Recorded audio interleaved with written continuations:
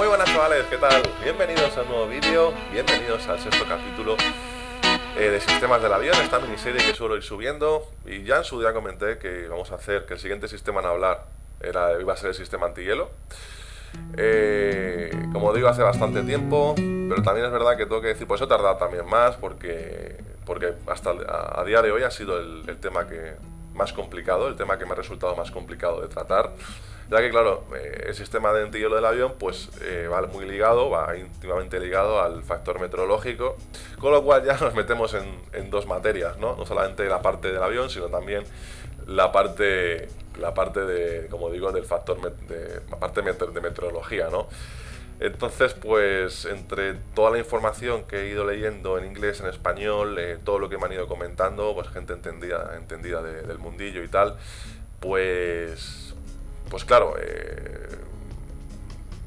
digamos, pues entender los conceptos y luego traerlos aquí, intentar explicarlos de la mejor manera posible, lo más fácil posible, lo más sencillo, lo más esquematizado y resumido, pues no ha sido tarea fácil.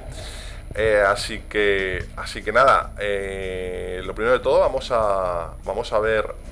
Bueno, primero de todo decir que cualquier crítica, siempre que sea una crítica constructiva, con buenos modos, con buena educación, es bien recibida, es bienvenida al canal, ¿de acuerdo? Eso lo quiero dejar muy claro, o sea que, es más, aquí estamos todos para aprender, y bueno, y ya está, ¿no? Vamos a dividir el vídeo en tres partes. Primero una definición que creo que es muy importante, una serie de conceptos. Vamos a ver luego cuándo se usa la Wing y la Engine, y luego vamos a entrar en el avión, ¿de acuerdo? Así que comenzamos.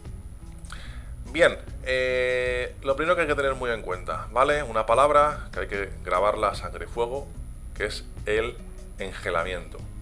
¿Qué es el engelamiento? Bueno, pues el engelamiento no es ni más ni menos, ¿vale?, que la formación de hielo sobre la superficie de una aeronave, en este caso nuestro avión, ¿vale?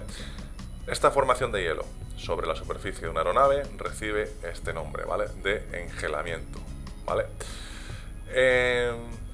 Bien, para que se den estas condiciones de engelamiento, ¿vale?, la aeronave ha de atravesar una zona de la atmósfera, ¿vale?, en que haya gotas de agua subfundida, ¿vale? Sí, en estado de subfusión. ¿Y qué son gotas de agua subfundidas o en estado de subfusión? Que aunque el agua, aunque estas gotas de agua estén a una temperatura por debajo de 0 grados, ¿vale?, aunque esté por debajo de 0 grados, siguen estando en estado líquido, ¿de acuerdo? Entonces, estas gotas, ¿vale?, estas gotas de agua presentes en el aire, en la atmósfera, ¿vale?, no se congelan, ¿vale?, a pesar de que la temperatura pues alcance valores negativos, como digo, que estén a temperatura de bajo cero. Ahora bien, cuando nosotros atravesamos esta atmósfera, somos un núcleo de subfusión perfecto para la formación de hielo. ¿Por qué? Un núcleo de subfusión es una superficie en estado sólido, ¿vale? Algo en estado sólido, un avión, ¿vale?, el suelo del aeropuerto, donde también se acumula hielo, las alas, los planos, los motores, el fuselaje, todo, ¿vale? Es estado sólido. Entonces, ¿qué pasa? Que estas moléculas de agua, ¿vale?, que están súper enfriadas en estado, ojo, líquido, como decíamos, subfundidas, se organizan de tal manera que cuando hay un ligero aumento de presión, ¿vale?, provoca su transformación inmediata en hielo, ¿de acuerdo?, al crearse esa estructura, digamos, esa estructura hexagonal, cristalina, ¿vale?, que caracteriza el estado sólido del agua, ¿no? Entonces, cuando tenemos un núcleo de subfusión perfecto, como es el avión en este caso, y atravesamos una zona de la atmósfera en la que puede producirse este engelamiento, ¿de acuerdo?, pues tenemos formación de hielo. Vale, y una vez visto la definición de engelamiento, necesitamos saber qué condiciones, ¿vale?, pueden producir este engelamiento, esta formación de hielo. Hemos visto agua subfundida. Necesitamos agua en estado de subfusión, ¿de acuerdo? Necesitamos un núcleo de fusión perfecto, que también hemos hablado que es, ¿vale? En este caso, el avión, la superficie, el suelo de un aeropuerto. Necesitamos temperatura por debajo del nivel de congelación del agua. Y necesitamos condiciones de humedad visible, ¿de acuerdo? Nubes, niebla por debajo de... niebla con visibilidad menor a 1 milla, ventisca, nieve, granizo, ventisca de nieve, etcétera, etcétera, ¿de acuerdo?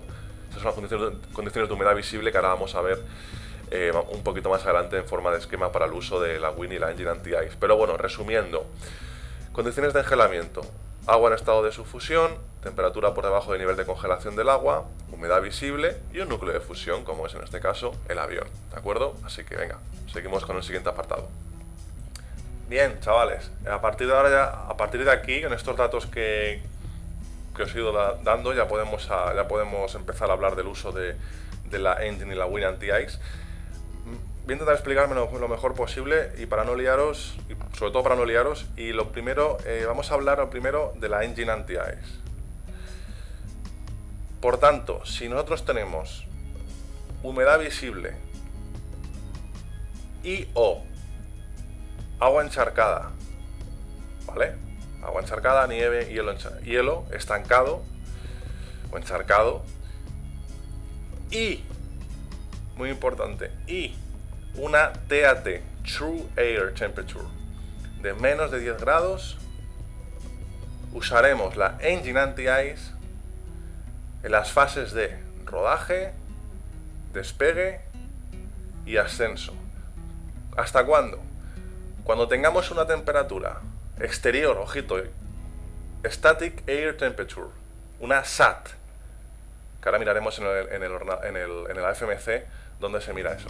Cuando tengamos una SAT con una temperatura inferior a menos 40 grados bajo cero, no habrá ya posibilidad de formación de hielo. ¿De acuerdo? Con estos mismos requisitos que acabo de comentar, usaremos la WIN Anti-Ice en la fase de rodaje. Ahora bien, en las demás fases, la WIN Anti-Ice, en las demás fases me refiero obviamente pues a despegue, ascenso y crucero. Si tenemos o humedad visible, ya no vale con agua estancada, o humedad visible o formación de hielo. Bueno, tienen como referencia en el tornillo del limpiaparabrisas, de los wipers, ¿de acuerdo? Porque por lo visto, si en el tornillo de limpiaparabrisas ha formado hielo, es el 100% seguro que se va a formar en los ángulos de ataque, en los planos, etcétera. ¿De acuerdo? Creo que ha quedado claro. Y ahora vamos a ir al avión. Bueno, por tanto, resumiendo, humedad visible y o temperatura menor a 10 grados Celsius, obviamente, a más de 9 grados Celsius, usamos la Engine Anti-Ice en rodaje, despegue, ascenso.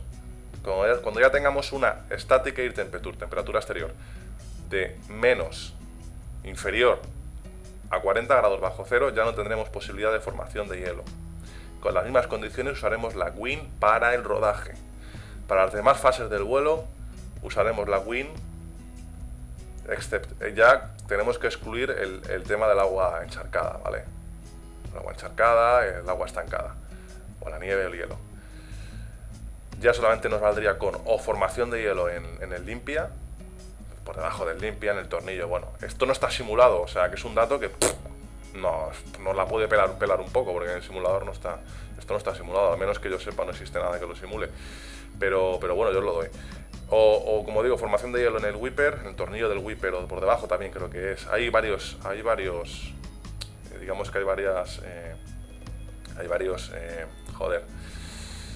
señales, indicios que indican que si se ha formado hielo en una parte del avión, ¿vale? Es 100% o casi 100% seguro que se habrá formado se podrá formar o se habrá formado en los planos, ángulo de ataque, los slats, etcétera, ¿vale? Que es donde, sí, bueno, eso. Entonces, con formación de hielo con humedad visible, ¿vale? Usamos la WIN también en las demás fases del vuelo. Ya no nos valdría lo del agua estancada. Vale, pues entramos en un apartado, bueno, van a ser un par de apartadillos de datos interesantes, que os pueden resultar interesantes. Hablando, por ejemplo, de la fase de despegue, el uso de la Wing Anti-Ice no va a afectar el rendimiento del despegue, ¿vale? Precisamente por una sencilla razón, y es que cuando movemos las palancas de empuje a una determinada posición, automáticamente la válvula de sangrado, la bleed valve, ¿vale? Se va a cerrar, ¿de acuerdo? Se va a cerrar automáticamente, con lo cual no va a afectar. No así el engine anti-ice, ¿vale? Las engine cowl valves, ¿vale? Que se llaman. Si las activamos, si activamos el engine anti-ice en el despegue, esas sí que sí van a verse afectados, sí que van a afectar al rendimiento de los motores en el despegue. De hecho, por eso se nos pregunta en las performances del takeoff si vamos a usar el antihielo, ¿no? Precisamente por el engine anti-ice. La Wing anti-ice, como digo, se va a desactivar automáticamente cuando las palancas de trotter, cuando las palancas de potencia alcancen una determinada posición, ¿de acuerdo? Vale, y ahora tenemos que pasar a hablar un pelín de lo que es una pista contaminada y no contaminada. Y comento por qué, ¿vale? Ahora comento por qué. Pista no contaminada, es que, claro, una pista que esté mojada o húmeda no tiene por qué estar contaminada. En pista no contaminada tenemos pista seca, pista húmeda y pista mojada, ¿vale? Pista seca, obviamente, pues está seca, no hay nada, más fácil imposible. Pista húmeda, podemos tener una pista húmeda, una pista que se ve que, ¿vale? Que tiene una humedad, sobre todo yo creo que con el punto de rocío y demás, pero no da esa sensación de brillantez, ¿vale? En su superficie. Luego, si tenemos la pista mojada, cubierta y mojada a su vez, obviamente, por agua o nieve, con menos de 3 milímetros de espesor, pues no es una pista contaminada, ¿de acuerdo? Pista contaminada ya cuando más del 25 de su superficie, ¿vale? La tenemos cubierta por agua o nieve con más de 3 milímetros de espesor, por nieve compacta o por hielo. Obviamente estos datos o sea, no están, son muy básicos, pero bueno, creo que es suficiente. Y hablo de pista no contaminada o contaminada porque, bueno, primero porque viene muy al tema, ¿vale? Hablando de antihielo y demás, viene muy al tema. Y segundo porque con pista contaminada no podemos, porque por eso estábamos hablando del despegue, con pista contaminada, como iba diciendo, no podemos aplicar un take-off con potencia reducida, temperatura asumida, ¿de acuerdo? Por eso, básicamente, me he acordado de eso, de pista contaminada y no contaminada, por eso. Así que con pista contaminada, pues no podemos aplicar potencia reducida, temperatura asumida. Pasamos al segundo apartado, ¿vale? Hablamos unos poquitos más de datos interesantes y ya así nos metemos en el avión a ver cosillas. Muy bien, chavales, pues último apartado antes de entrar ya en el avión. Una serie de pautas que he ido recopilando y que me han parecido interesantes y bueno, aquí las traigo. Las leo un poquito y las comentamos. Punto número 1, no usar antihielos con el avión parado. Bien, al tener el avión parado no tenemos flujo de aire, por tanto no tenemos refrigeración exterior, ¿de acuerdo? Y podríamos sobrecalentar, ¿no?, las zonas del antihielo. Entonces, bueno, Boeing tiene la Wing Anti-Ice tiene un sistema de detección automática. En caso de sobrecalentamiento cerraría el bleed y ya está, ¿vale? En el engine, esto del engine lo vamos a ver en el avión, pero tenemos un aviso luminoso visual en el Master Caution, ¿de acuerdo? En cual pues nos saltaría el antihielo. Y en el panel superior tenemos las dos válvulas de las Cowl Engine Valves, ¿de acuerdo? Pues nos avisaría de cuál de ellas deberíamos cerrar en caso de sobrecalentamiento, ¿no? Pues eso, ahora lo veremos de tal manera lo del engine en el avión. Número 2, no rodar con los flaps extendidos. Bueno, pensar que el tren principal, en este caso, pues puede llegar a contaminar actuadores de los flaps, la superficie de los mismos, ¿no?, por así decirlo. Así que importante esto de rodar con los flaps retraídos, ¿de acuerdo? Asimismo, por el mismo motivo, no rodar demasiado cerca, en la medida de lo posible, y detrás de otra aeronave, ¿de acuerdo? Mantener una distancia, digamos, un poquito más separada, una distancia más prudencial con respecto al avión que va delante, ¿de acuerdo? Por su estela y por el tren, ¿no? También lo que puede llegar a lo que puede llegar a, digamos, a incrustarnos, ¿no? En el fuselaje y demás. Número 4, Before Takeoff, inspección visual. Bueno, básicamente recalcar la importancia de leer el Before Takeoff Checklist. Siempre es importante, obviamente, pero digamos que lo recalcamos más, ¿no? Por el hecho de que como vamos a rodar con los flaps retraídos, ¿de acuerdo? Pues hacer hincapié, ¿no? En la Before Takeoff Checklist. Inspección visual, bueno, pues así del mismo modo, pues se hace una inspección visual desde la cabina, ¿vale? Miramos los planos, pues asegurarse de que no haya contaminación, ¿no? De que no hayamos contaminado nada. Y ya en el ascenso, punto número 5, ya en el ascenso, bueno, cuando estamos limpiando, cuando empezamos a retraer flaps y cuando los hayamos retraído del todo, activamos la WIM, ¿vale? Por si hubiese quedado, si tuviésemos formación de agua, nieve y tal, pues que la derritiese, ¿no? Número 6, mantener el engine anti-ice, en este caso se refiere hasta menos 40 grados, ya como hemos comentado en el esquemita este que hemos visto del uso del engine anti-ice, por debajo de menos 40 grados bajo cero, no había posibilidad, no había peligro o problema de formación de engelamiento, ¿no? De formación de hielo. Número 7, no hacer esperas con los flaps extendidos. Bueno, esto básicamente se refiere a una espera en aproximación, obviamente, que es cuando podemos tener, a lo mejor, pues lo típico, ¿no? Podemos tener 2 puntos de flap, dependiendo de la velocidad y tal. Pero bueno, en cualquier caso se refiere a esperas, obviamente, en aproximaciones y tal, en el cual, pues no se debe hacer esperas con flaps extendidos. Y número 8, temperatura de congelamiento del fuel. Esto ya es más a nivel, bueno, de dato curioso, por así decirlo, ya que no lo sé 100% seguro, pero supongo que PMDG no llegará tampoco, llega a niveles de realismo muy altos en cuanto a fallos y demás, pero no creo que simule que podamos tener un problema en el engelamiento del fuel, ¿no? En el congelamiento del fuel.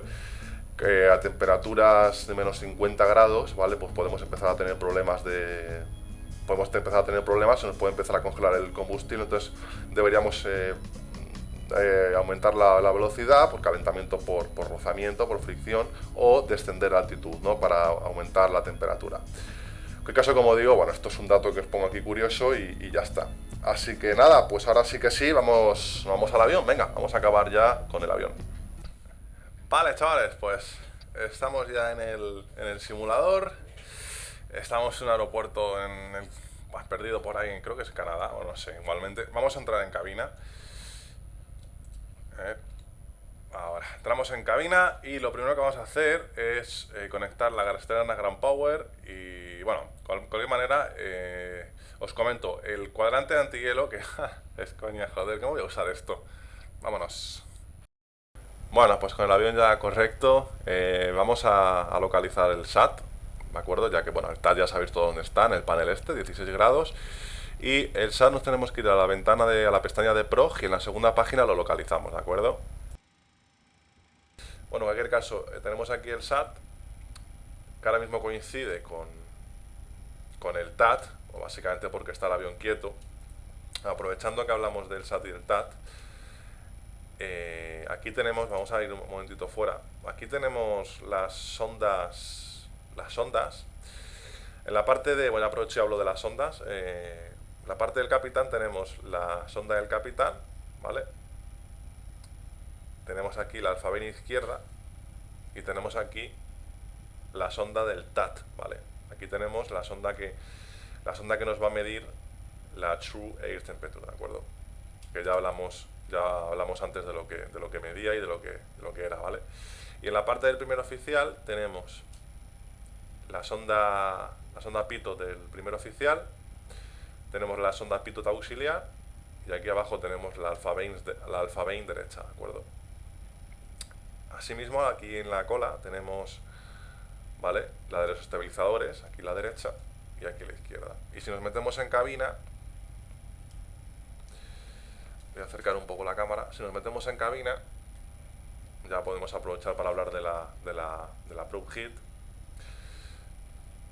Ya sabéis que la Probe Heat se activan inmediatamente después de activar los generadores de los motores, ¿vale? Encendemos aquí los generadores de los motores, izquierdo derecho, y inmediatamente nos vamos aquí arriba y ponemos las Probe Heat, las activamos, ¿no? Las encendemos. Vale, que estén calefactadas las sondas, ¿no? Si se nos bloquease por hielo, pues nos empezaría a emitir datos erróneos y puede ser un problema muy gordo, ¿no?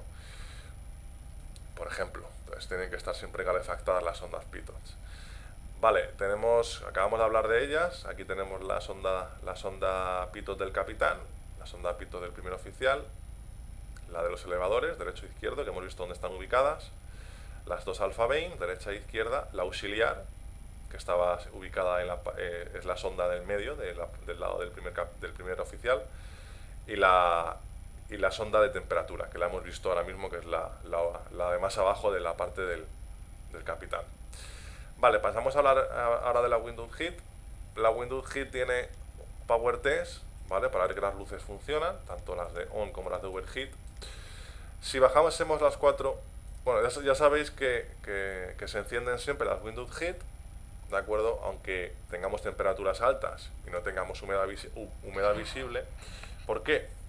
Bueno, pues porque un cristal calefactado son resistencias eléctricas, y un cristal calefactado es mucho más resistente o más resistente, ¿vale?, a rotura. Y si tuviésemos algún impacto, por ejemplo, de cualquier tipo de ave o lo que sea, pues nos ofrecería más resistencia un cristal calefactado, ¿vale?, a la rotura del cristal, que si no lo estuviera, ¿no? Un cristal frío, pues ofrece menos resistencia, ¿no?, a la rotura. Por eso también es el motivo por el que se activan las Windows Heat con temperaturas altas y bueno, y sin humedad ni nada, ni nubes. Vale, voy a quitarla ya. Sí, lo que iba a decir, si nosotros bajásemos la Windows Heat y alguna de ellas, o las 3 o las 4 de ellas, estuviesen apagadas, no estuviesen encendidas como ahora las tenemos, según he leído, lo que no sé si esto, bueno, es 100%, no estoy 100% seguro, si están apagadas las luces, no quiere decir que no estén funcionando, ¿vale? Porque hemos hecho un test y funcionan. Si están apagadas, al bajar las Windows Heat, las perillas, puede ser porque si tenemos 35 grados fuera y el cristal está siendo calefactado ya por el propio sol, ¿vale?, pues no haría falta calefactar las ventanas, los cristales. Entonces, pues por esa razón puede ser por lo que no estuviese la luz extinguida. Aunque esto no lo sé, como digo, a ciencia cierta, ¿vale? Lo he leído en no sé dónde, no me acuerdo ya. Vale, si tuviésemos sobrecalentamiento de cualquiera, pues habría que apagar, ¿no? La apagamos la que fuese y ya está, ¿vale? Con sobrecalentamiento. Vale, seguimos para abajo. Ya hemos hablado de las pitot Heat, ¿de acuerdo? Y vamos a hablar de la Win y la Win y la Engine Anti-Ice, las Engine Anti-Ice, Win Anti-Ice, Engine Bleed y las Cold Engine Valve, ¿vale? Las válvulas izquierda y derecha, ¿vale? Que al abrirlas, pues va a sacar un chorro, por decir algo, sangrado de aire caliente, ¿no?, a respectivos motores, válvulas y respectivos motores derecho e izquierdo, ¿vale? Ahora mismo no está la válvula abierta, pero no está inyectando aire, ¿vale? Porque este color se tiene que tornar un poquito más oscuro y porque obviamente no está sangrando aire, no está soltando aire, no está entrando aire en el circuito, por así decirlo, pues porque no tenemos ahora mismo aire en los motores, no tenemos disponibilidad. Por eso está encendida, que está abierta, pero no está pasando aire. Lo mismo pasaría con la Win, ¿vale? Y con el Engine Bleed. Si se nos encendiese aquí la advertencia de un Cold Anti-Ice, se nos encendería aquí en el Master Caution, ¿vale? Aquí en la parte del primer oficial, hago un recall y lo veis. Anti-Ice, ¿vale? Pues nada, subimos arriba y vemos a ver qué pasa. Si tuviéramos, como digo, el sobrecalentamiento, pues es tan fácil como cerrar la válvula y dejar que, bueno, pues dejar que baje la temperatura. Recordamos que, no sé si lo he dicho, puede alcanzar temperaturas de más de 300 grados Y esto es otra cosa en la que no estoy seguro, pero no sé si aquí hay una pequeña sonda, esta de aquí, que nos mide la temperatura de que os estoy comentando, ¿vale? La sonda que puede detectar sobrecalentamiento me parece que es esta de aquí, lo tenemos en ambos motores, ¿de acuerdo? Tengo que mirar por aquí. Ahí la tenéis, ¿vale? Motor izquierdo. Pues eso, creo que es esta la que se encarga de medirnos aquí en el cowl, ¿vale? En el cowl de los motores, el sobrecalentamiento o no, la temperatura. Y me parece que no me dejo nada más. Una cosita también pasa que esto iba más relacionado con el Windows Heat. Aquí tenemos los Windshield Air, ¿vale? Aquí abajo. Aquí lo podéis leer, de hecho. ¿De acuerdo? Que nos inyectaría, pues, un chorro de aire, tipo como es como el aire acondicionado del coche, ¿no? O como la calefacción, mejor dicho, del coche, que nos podría soltar aire caliente, ¿vale? Directo a la ventana, ¿no? A las ventanas estas dos principales. Están calefactadas por Windows Heat, están calefactadas por estas resistencias eléctricas, estas dos izquierdas y estas dos derechas. No estoy seguro si estas dos de atrás, esta y esta, van calefactadas, no estoy seguro. Pues creo que ahora sí no se me olvida nada más. Para el próximo capítulo tengo pensado hacer